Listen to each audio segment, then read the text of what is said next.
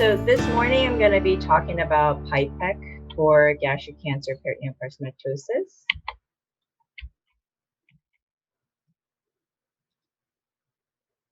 Like Sam, I wanted to acknowledge the funding that allows us to do some of the research for gastric cancer peritoneal carcinomatosis.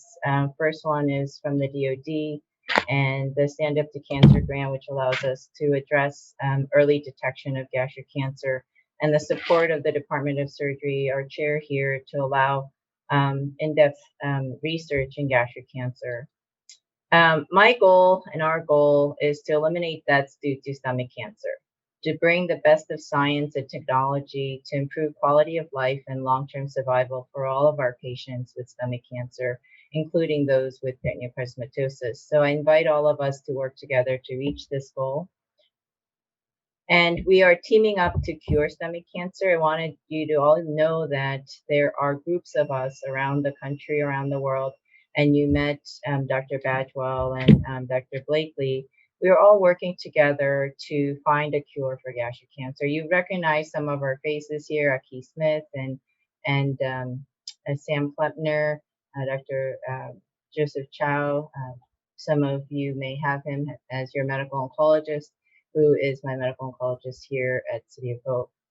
Because no life should be lost to stomach cancer, and we need to work together to fight this.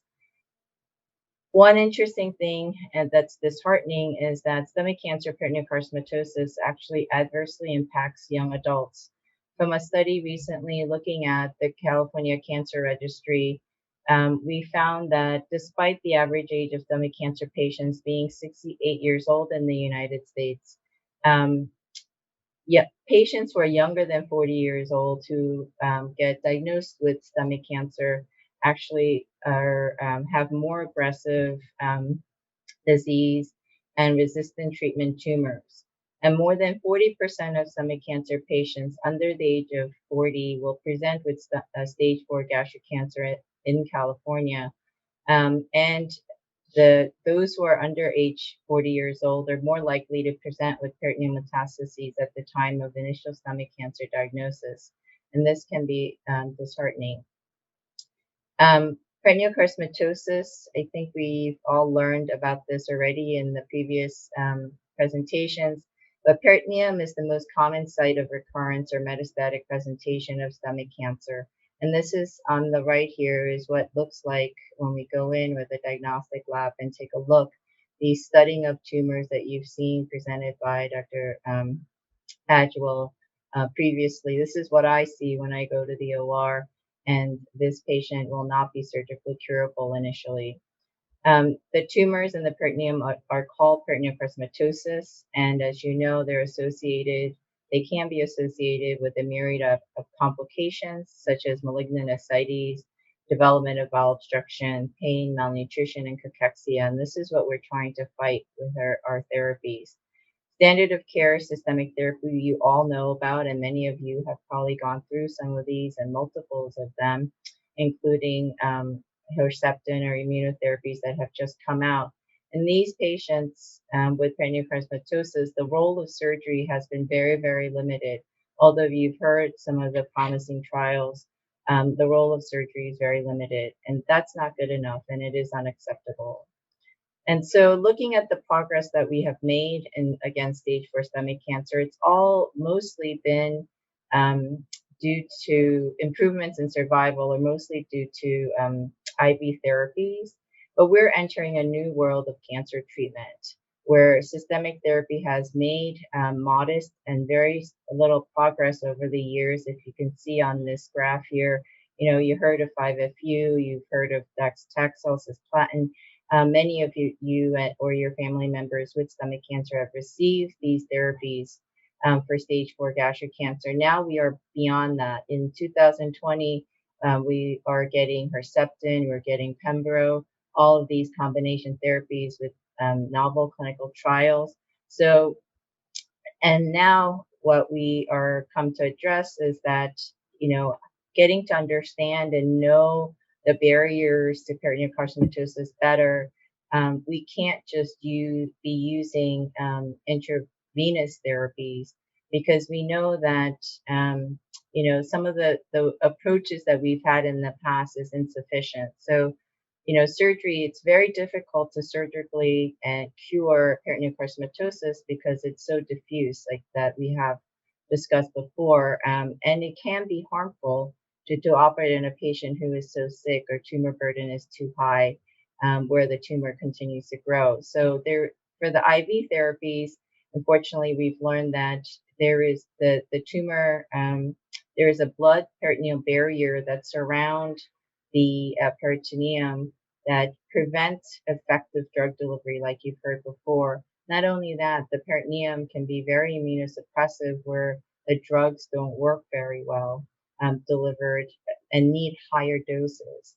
So, and one of the most challenging things is that this disease is not measurable oftentimes on CT scan. So, even though there are new clinical trials with new drugs for gastric cancer patients, many of our patients with peritoneal carcinomatosis do not qualify because there is no measurable disease. And this is the way they defined how to enroll patients in clinical trials.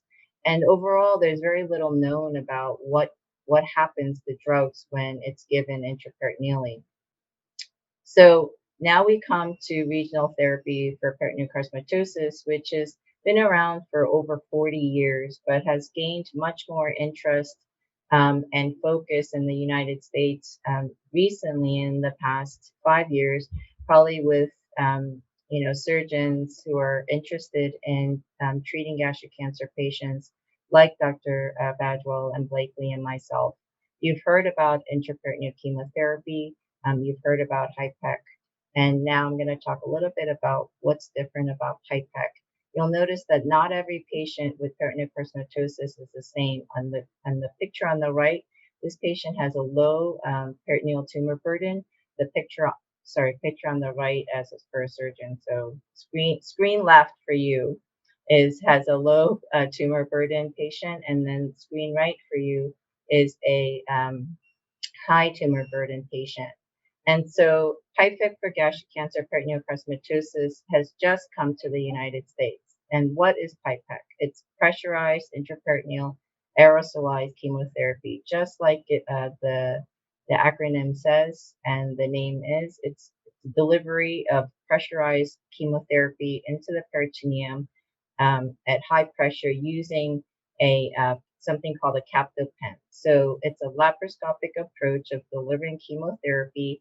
Not just chemotherapy, we can use it for other anti-cancer agents that is not yet approved yet, but it's to destroy cancer cells in the peritoneum. It uses high pressure drug delivery system like the captive pen, but this is not yet FDA approved in the United States. So if you look at this diagram that is often used to describe PIPAC, this is the abdomen with all your organs inside with peritoneal carcinomatosis.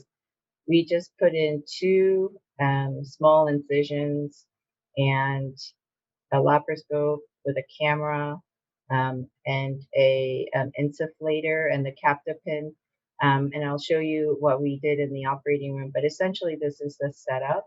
What is the role of PIPAC in the treatment of stomach cancer in the United States? Well, it's still investigational, and it's currently undergoing phase 1 clinical trial. And the leading institution is at City of Hope.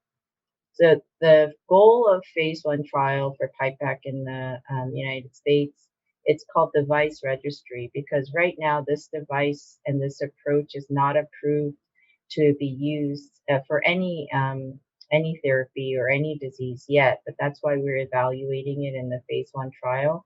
It's to evaluate the safety of this PIPAC device and method of intraperitoneal delivery using combination chemotherapies. So what's the indication? Who qualifies for it? Well, any patient with peritoneal carcinomatosis from stomach cancer, ovarian, colon, and we just amended our protocol to include appendiceal cancer patients. It's usually used for patients with high burden of peritoneal disease. And in order to qualify for the trial, you have to have progressed on systemic therapy. It's a laparoscopic procedure.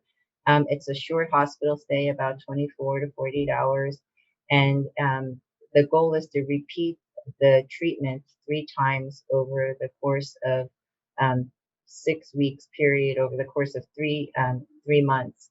So what happens is, we look at a patient and we have to define the burden of their cancer. You guys heard a lot about peritoneal carcinomatosis index score.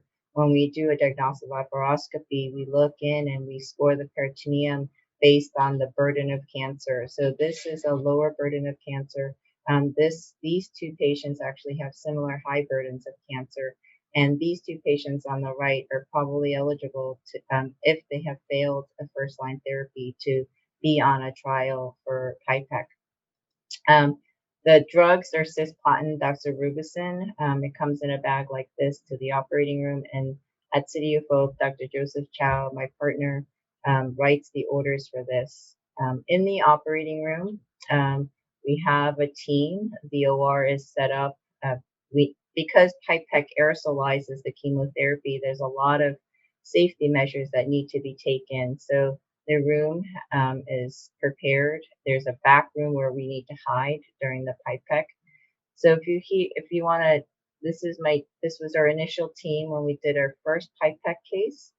Dr. Ton Dellinger is the PI, the principal investigator leading the study. Dr. Mustafa Ralph is here. He's my partner doing the GI PIPACs and one of our fellows.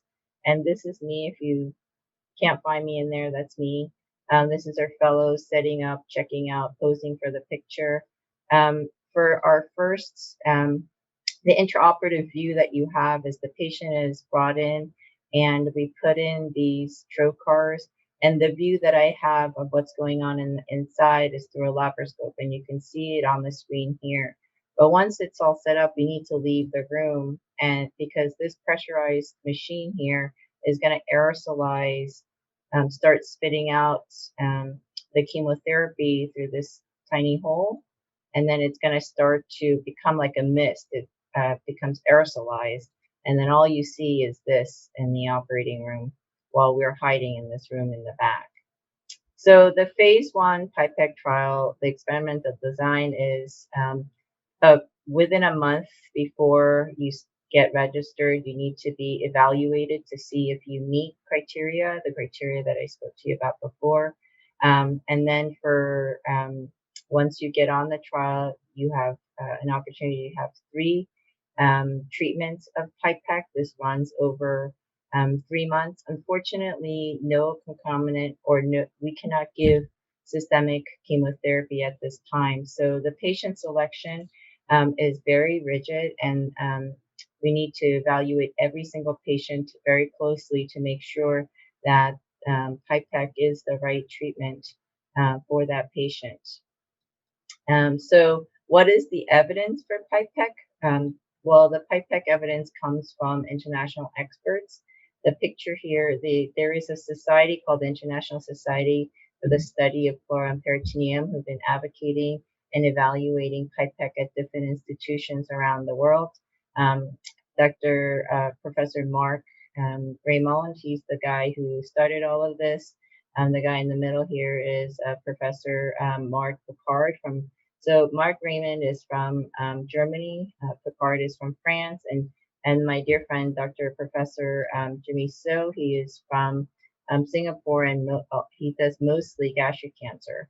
And so out of the 42 clinical trials that have been published on PIPAC, over 800 patients have been treated on clinical trial in PIPAC, and 200 of those were for stomach cancer patients.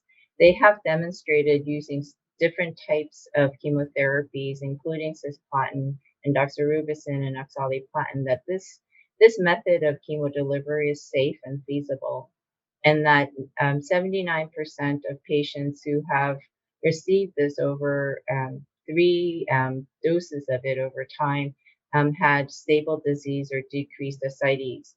So the goal of this therapy is initially not for improving long-term survival, is actually to decrease disease burden and improve quality of life.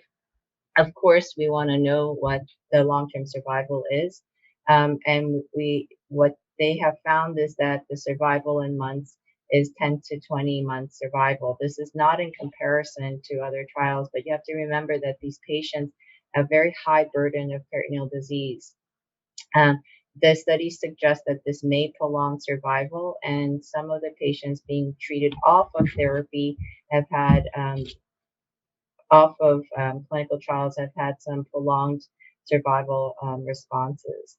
These PIPAC is currently undergoing trials in Europe and Singapore, and obviously our phase 1 device registry trial open at City of Hope as well as other institutions.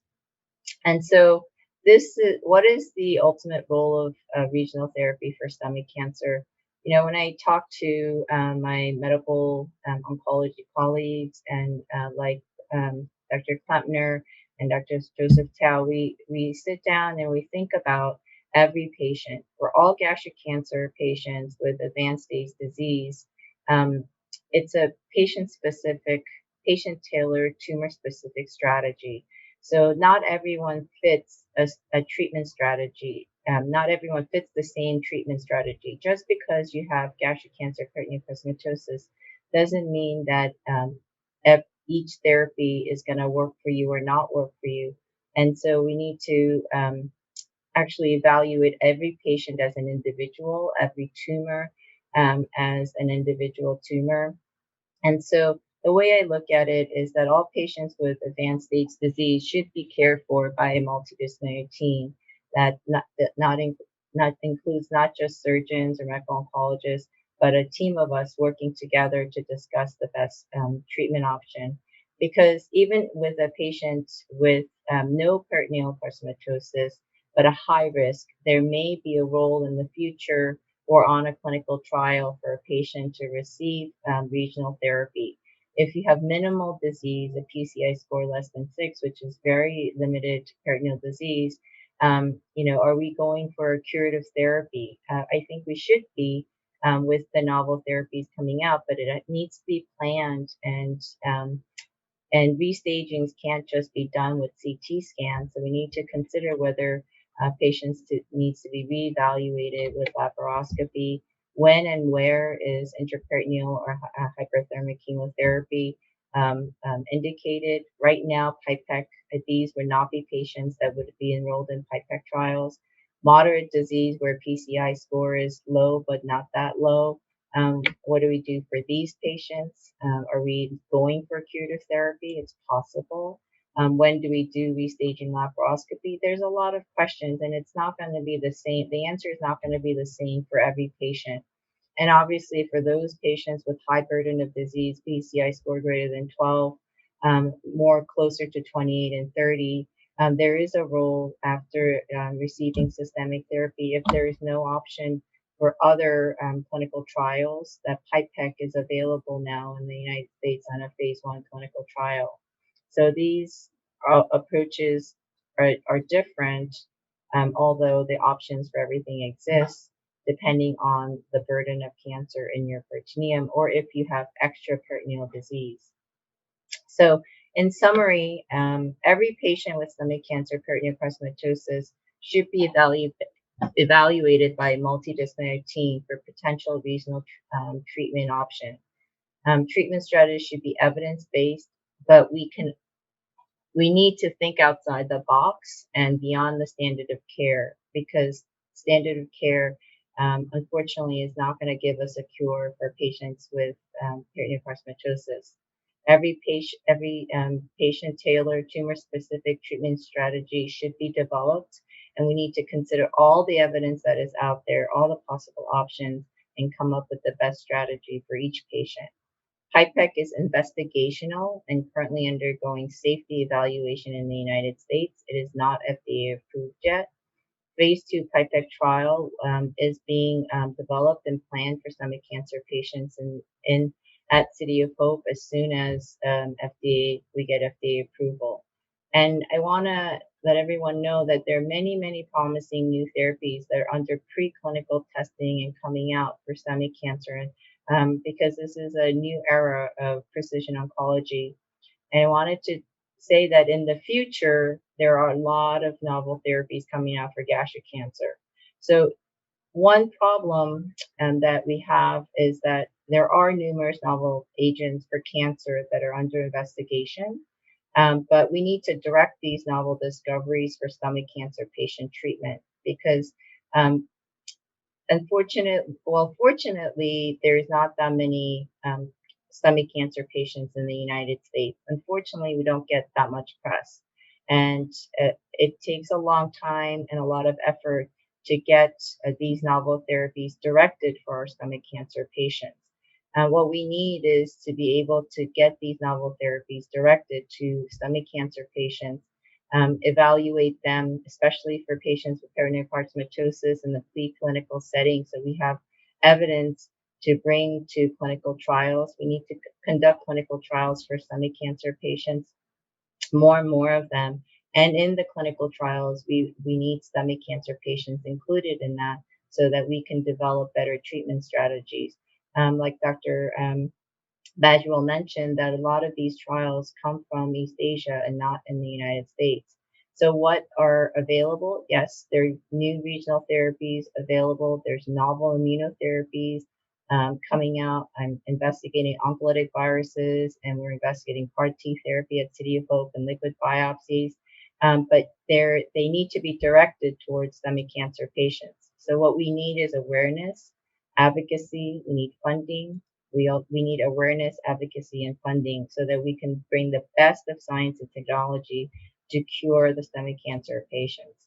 I thank you for your dedication and advocacy, and thank you for your attention.